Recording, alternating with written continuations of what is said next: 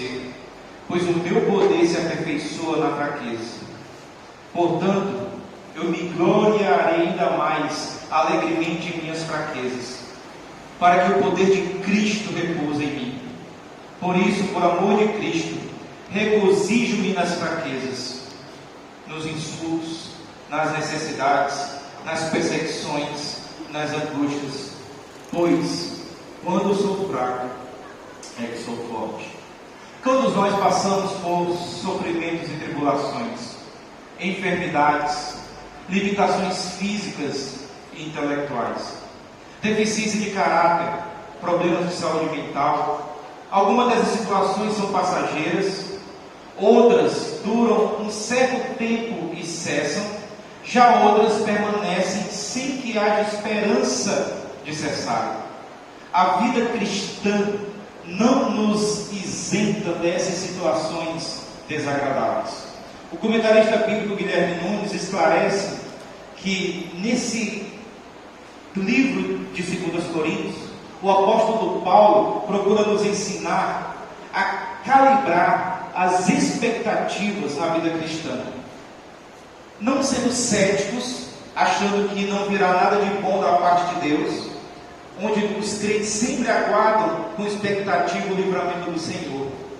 E o que Paulo nos ensina, continua ele, é que essa dinâmica me auxilia a ajustar minhas expectativas, evitando tanto a ingenuidade de uma expectativa simplista, onde tudo no ministério será fácil, quanto a expectativa cética, que desanima diante das dificuldades. Em vez disso, continua ele, moldar meu ministério dessa forma me faz compreender que Deus me estenderá além dos meus limites, para fora da minha zona de conforto, para que eu possa compreender a soberania de Deus, para que eu possa abrir mão da minha suposta soberania, para que eu coloque todas as minhas expectativas nele e somente nele. Essa expectativa inclui a certeza de que ele sempre me livrará, seja em um livramento imediato ou até mesmo na ressurreição dos mortos. Nós somos vasos de barro que estão sendo moldados pelo Senhor em cada situação desagradável que enfrentamos na vida. O que nós devemos fazer nessas situações? Como lidar com aquelas situações desagradáveis que são contínuas e que nós oramos e parece que Deus não responde nem para amenizá-las, nem para cessá-las? Paulo revela que ele teve uma experiência extraordinária. Ele viu o paraíso. E ele quer mostrar aos falsos apóstolos que negavam a sua autoridade apostólica, negavam que ele tinha o Espírito Santo do Senhor, que diziam que ele sofria demais para ser um apóstolo de Cristo, que ele teve experiências superiores aos falsos apóstolos. Então no texto ele vai dizer: conheço um homem. A maneira como Paulo fala na terceira pessoa demonstra toda a sua humildade ao não citar seu próprio nome. Ele não alardeou a essa experiência, não ganhou dinheiro com ela, não saiu de igreja em igreja dando testemunho do tipo: venha ver um homem que foi ao céu e voltou. Até para falar de sua experiência, ele se mostrou discreto. Ele disse que isso aconteceu há 14 anos. Não se sabe exatamente quando e em que circunstâncias estas revelações lhe foram dadas. É bem provável que Deus queria fortalecer Paulo diante do que ele iria passar por amor a Cristo. Paulo disse que foi arrebatado ao terceiro céu. Os rabinos ensinavam 7 níveis do céu. Popularmente entre os judeus tinham a ideia de que existiam 3 dimensões dos céus: o céu que é visto ao olho nu, o céu das estrelas e planetas, que chamamos de espaço, e o céu onde Deus está sentado no trono. Paulo, ele não sabe se foi uma visão ou se ele foi corporalmente para o paraíso. E ele explica no verso 3 que ele não podia expressar em palavras o que ele viu e ouviu. Primeiro porque é incompreensível aos homens, e também porque ele fora proibido contar o que viu. Deus não permite que Paulo conte o que ele viu. Entretanto, Paulo contou essa experiência de modo com muita relutância, mas para mostrar sua autoridade sobre aquela igreja. Paulo sabe que esse tipo de experiência traz orgulho. Sua experiência foi superior a de muitos. No entanto, ele prefere destacar suas fraquezas. Numa sociedade que exalta a força interior do ser humano e suas potencialidades e capacidades, nós vemos que os servos de Deus reconhecem e se gloriam em suas fraquezas. No verso 6, Paulo explica que não quer que as pessoas tenham um conceito elevado dele. Ele sabe de suas fraquezas. Ele sabe que é apenas um vaso de barro. Ele não quer que as pessoas fundamentem suas vidas nele ou em suas visões, mas o poder do Evangelho. Experiências com Deus são únicas, eventuais, e não podem e não sustentam a vida cristã inteira, porque somente a palavra de Deus, vivida em comunhão com Deus, em obediência a ela, é que sustenta o nosso ministério e a nossa vida cristã. Então, por causa da grandeza das visões, Deus envia um espinho na carne, ele diz no verso 7. Deus sabe o quanto somos vaidosos, o quanto usamos nossas conquistas para nos exaltarmos e obter autoridade e respeito das pessoas. E Paulo não estava isento dessas tentações. O comentarista bíblico Warren Wiersbe, ele diz que contraste gritante entre essas duas experiências do apóstolo. Passou do paraíso à dor, da glória ao sofrimento, provou a bênção de Deus no céu e sentiu os golpes de Satanás na terra. Passou do êxtase à agonia. Deus nunca nos deixará esquecer que nós somos fracos, apesar de termos experiências com Ele. E é neste ponto que a passagem se torna relevante para nós. Esta passagem nos ensina que no meio da mais severa provação, tentação e sofrimento, a graça de Deus se torna a nossa fonte de poder, a nossa fonte de força. Porque no reconhecimento de nossa fraqueza, que nós somos fortes em Cristo. E Deus quer nos ensinar que mesmo que as nossas dores não sejam aliviadas, devemos viver na dependência da graça de Deus. Por quê? Porque a sua graça nos basta. E a primeira lição que aprendemos aqui é que Deus não retira os espinhos de nossas vidas para nos humilhar. Deus não retira os espinhos da nossa vida para nos humilhar. Por quê? Porque Deus deseja nos manter de joelhos. O que era o espinho na carne? Alguns vão conjecturar que era algum pecado persistente na vida de Paulo. Outros acham que eram as perseguições constantes que ele enfrentava.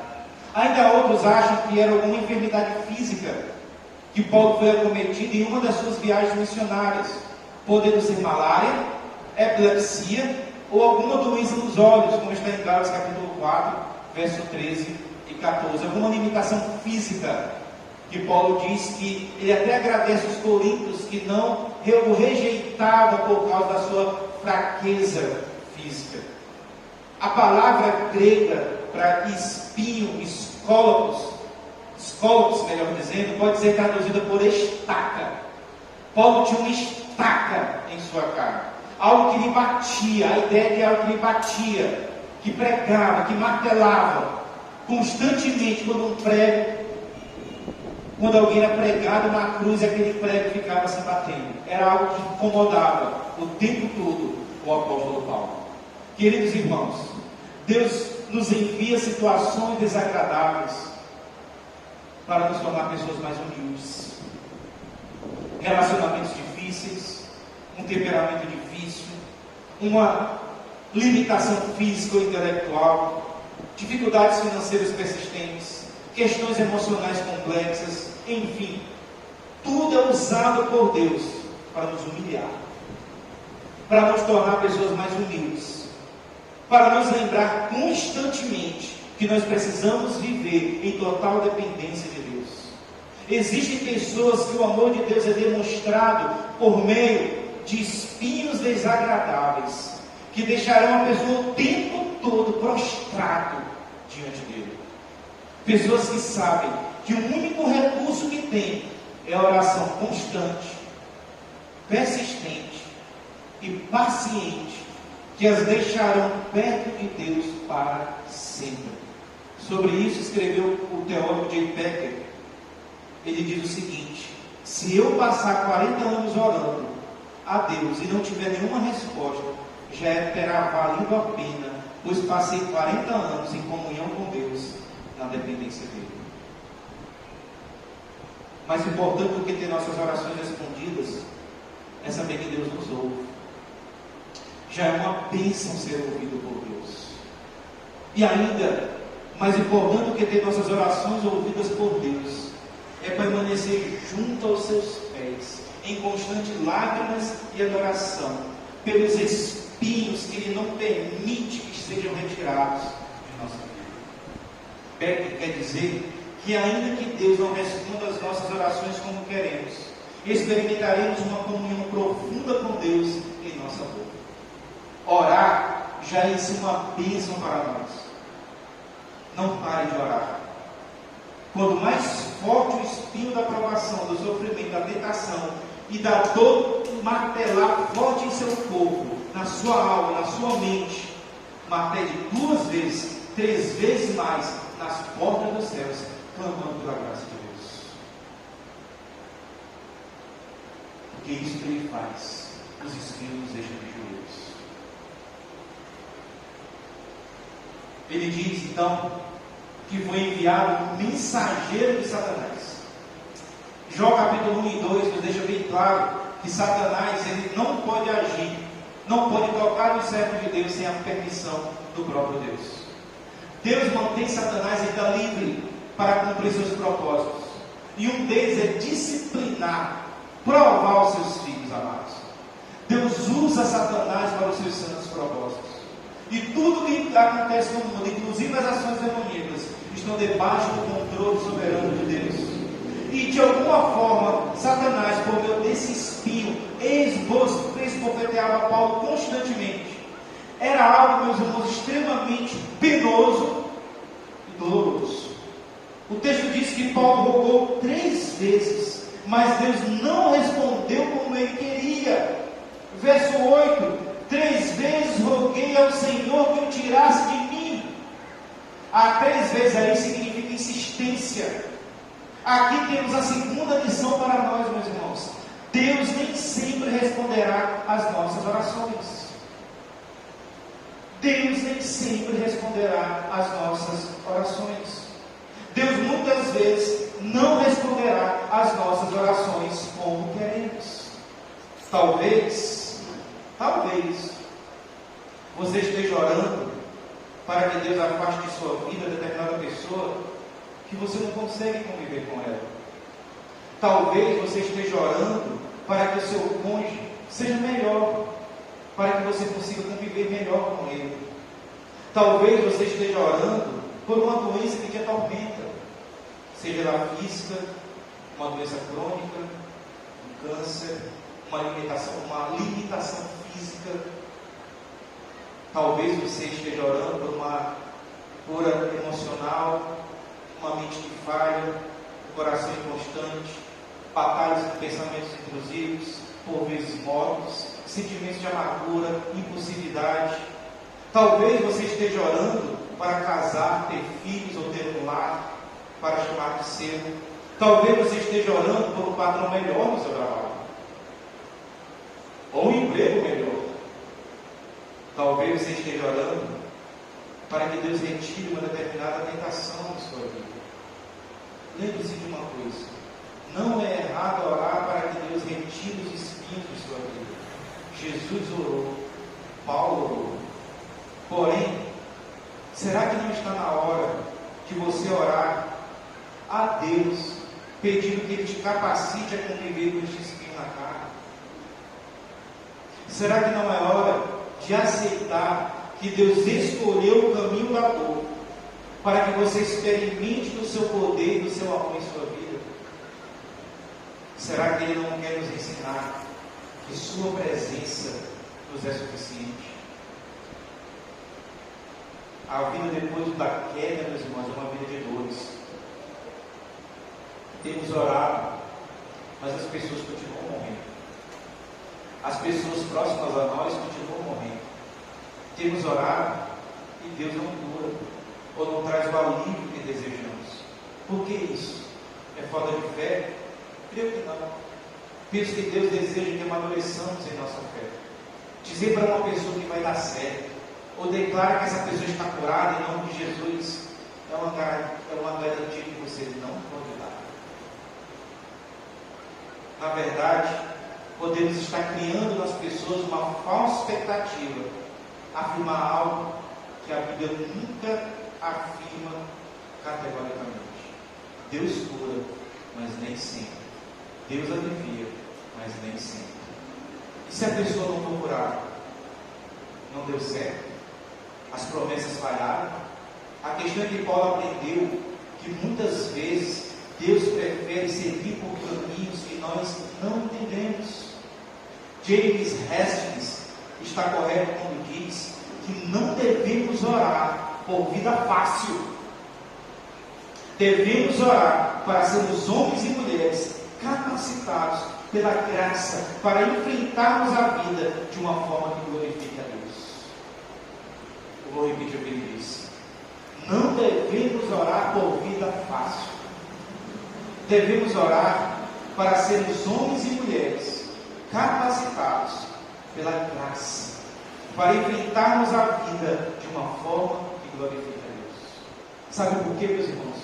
Porque se a gente fica só orando por uma vida fácil e confortável, a gente perde a oportunidade de glorificar a Deus por meio de nossa vida, diante daquela situação.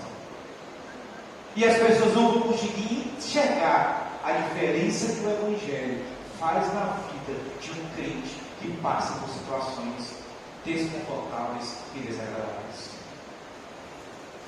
Porque muitas vezes nós só murmuramos, só reclamamos e perdemos a oportunidade de Deus ser glorificado através de nossas dores.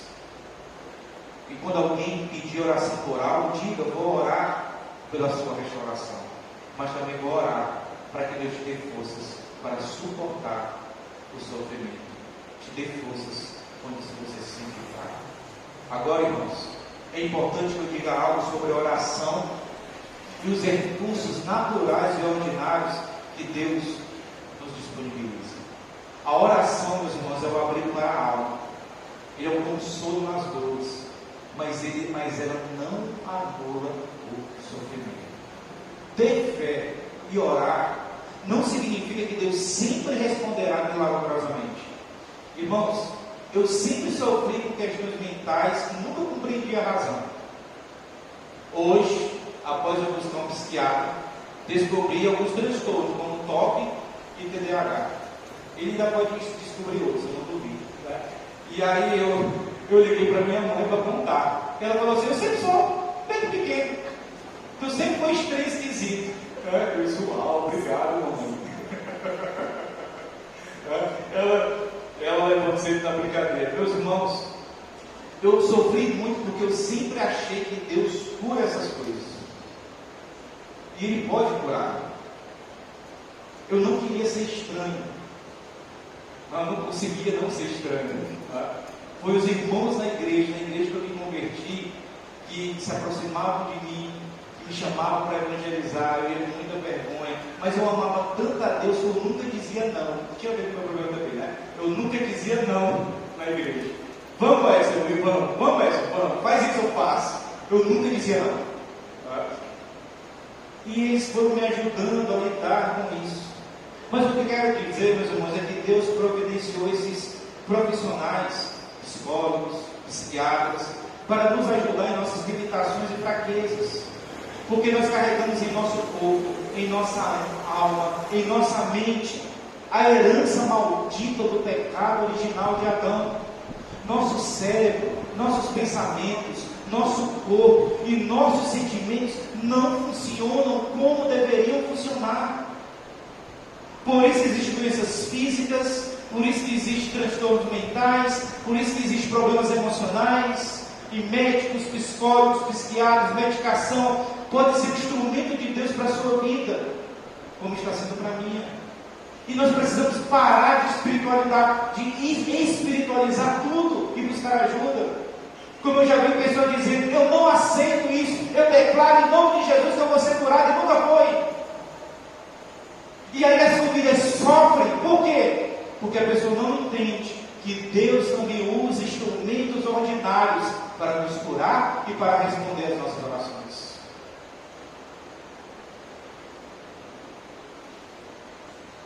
Às vezes Deus não responde, não é que a resposta não foi dada, é porque você não aceita a resposta que Deus tem dado. É nesse tempo que Deus está me chamando para o mais importante, meus irmãos. Aprendermos que o poder do contentamento em Deus não está na resolução dos nossos problemas ou na amenização dos nossos sofrimentos, mas de aprendermos a estarmos satisfeitos em Cristo.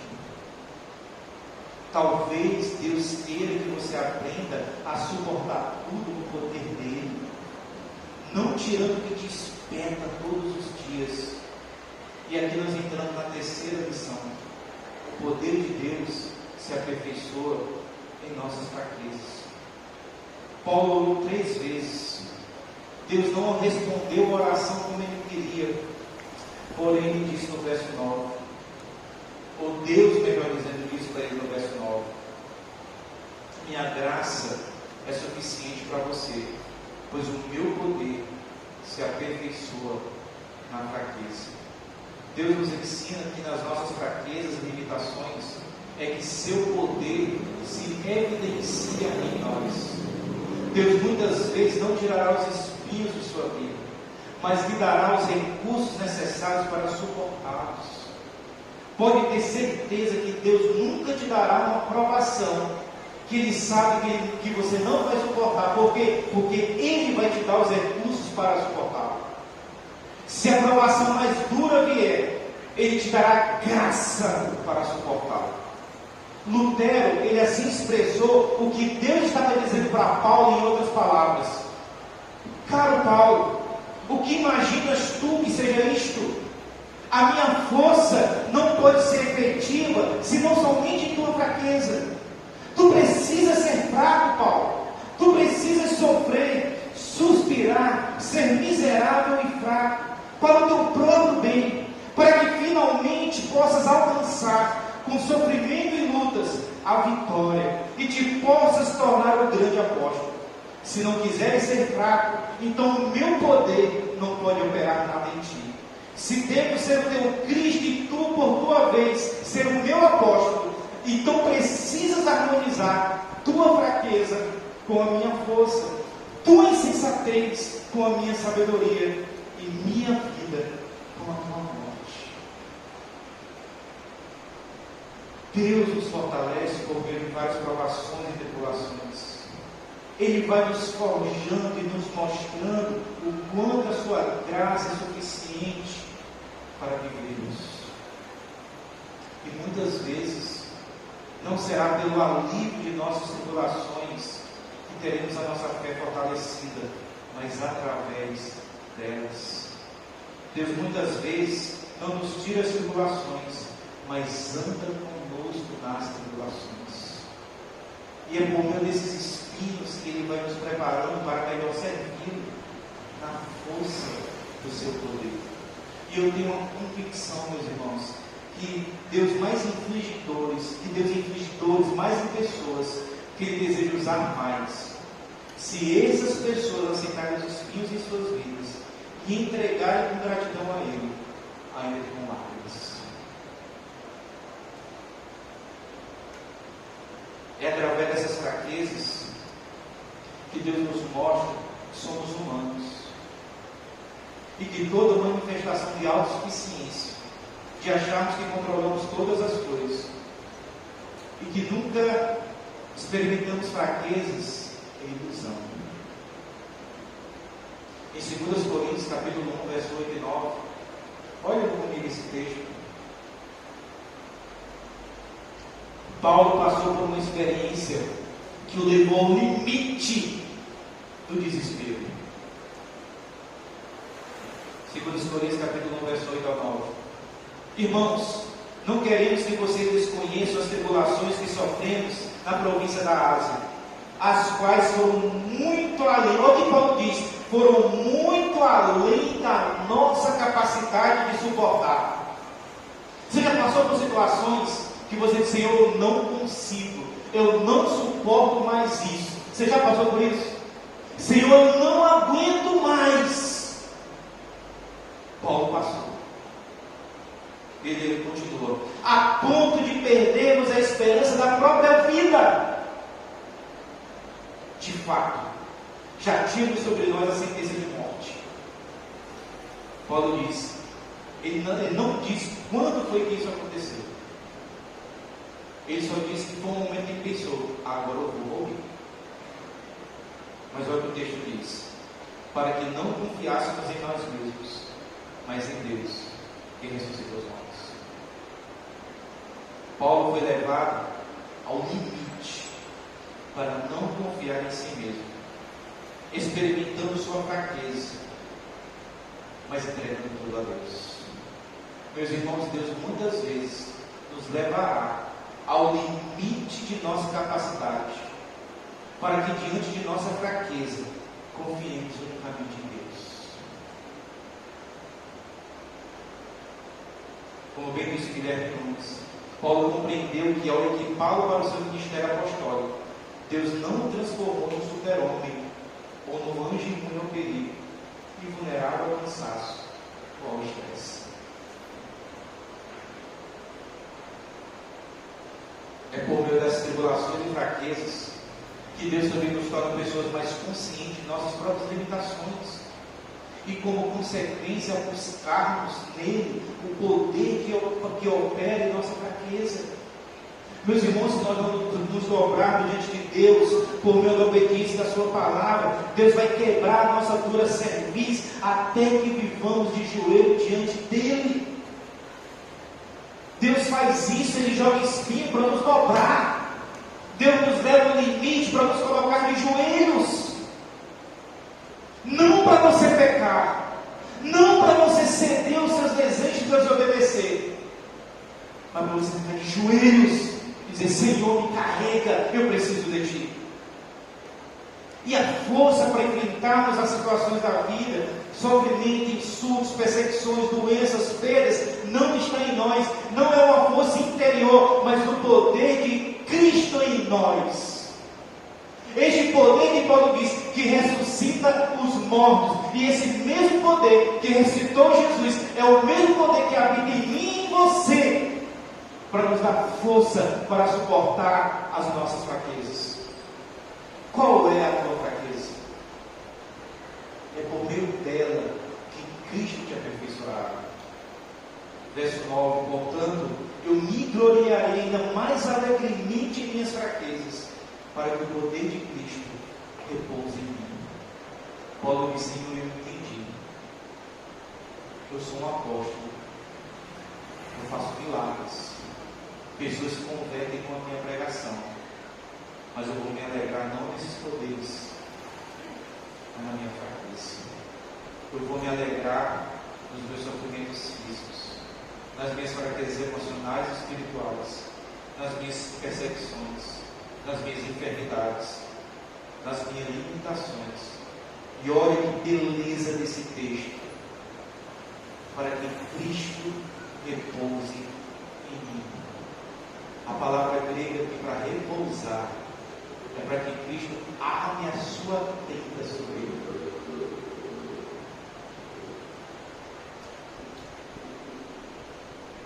Quando nós nos sentimos fracos, buscamos força no Senhor, Ele se torna a nossa tenda.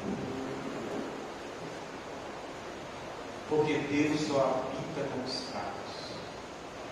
Aqueles que se acham bons, fortes e capazes, não tem sobre si a graça de Deus. No verso 10, Paulo descobriu que todas as situações que enfrentou serviram para ele ser fortalecido no Senhor. Por isso, por amor de Cristo, regozijo-me nas fraquezas, nos insultos, nas necessidades, nas perseguições, nas angústias, pois quando sou fraco, é que sou forte. Meus irmãos, a resposta correta às situações da vida que enfrentamos deve ser com alegria por amor a Cristo. São tantos espinhos, mas eles servem para moldar a nossa fé, o nosso caráter e para nos levar para mais perto de Deus, para experimentarmos o poder de Deus, para experimentarmos o derramar do seu amor sobre nós. Meus irmãos, se for para me tornar um crente melhor, mais santo, mais útil, que venham os sofrimentos. Como disse Elizabeth Elliot, cheguei à conclusão de que foi por meio do sofrimento mais intenso que Deus me ensinou as lições mais profundas. Foi por meio do sofrimento mais intenso que eu conheci mais profundamente a Deus. Aprenda a viver na total dependência de Deus. Nós devemos enfrentar todas as coisas com alegria, por amor a Cristo. Quando somos fracos, Deus nos enche do seu poder. Então viva na força da graça de Deus em sua vida. Aprenda a viver na total dependência de Deus. Porque no dia que você se sentir autossuficiente, orgulhoso, Deus vai mandar espinhos para a sua vida. Se o que você está passando ou sentindo te coloca de joelhos constantemente, glória a Deus por sua fraqueza. Mas se coloque de joelhos, entregue a Deus suas fraquezas. Irmãos, Jesus é o nosso exemplo maior de força na fraqueza. Jesus suportou dores e sofrimentos para a nossa salvação.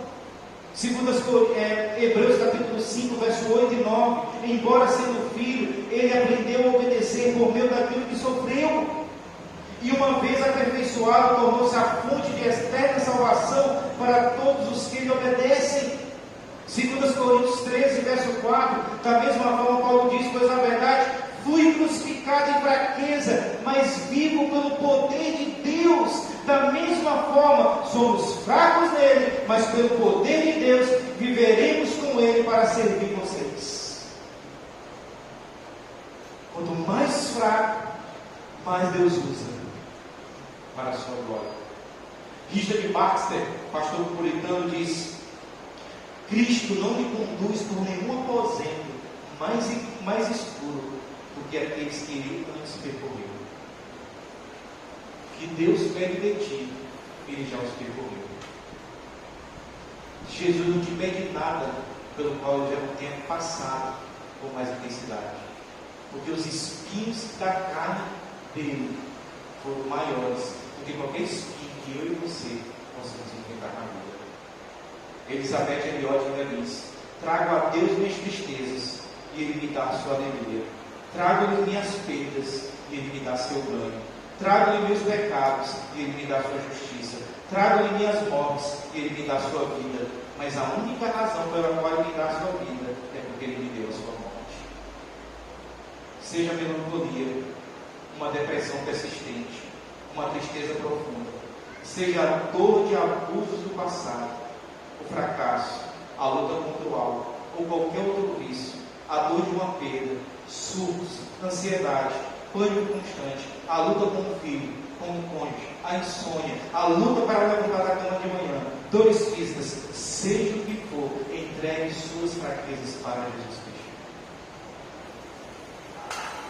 Jesus é cheio de compaixão e graça. Ele ama nos ver fracos, porque sabe que aqueles que o amam o buscarão e encontrarão graça e misericórdia de sua parte. Misericórdia, porque ele se compadece de nossas fraquezas. Ele conhece a escuridão do nosso coração e as nossas fraquezas e as nossas angústias, porque ele também passou por elas, e nos dará a sua graça que nos capacitará a suportar tudo no poder do Espírito Santo que habita em nós. Não esqueça, Deus repousa sobre os fracos. Ele estende sua bondade e seu amor sobre nós. E nascemos, irmãos, que agora nós celebraremos. Relembramos que foi na fraqueza de Jesus na cruz que os nossos pecados foram expiados.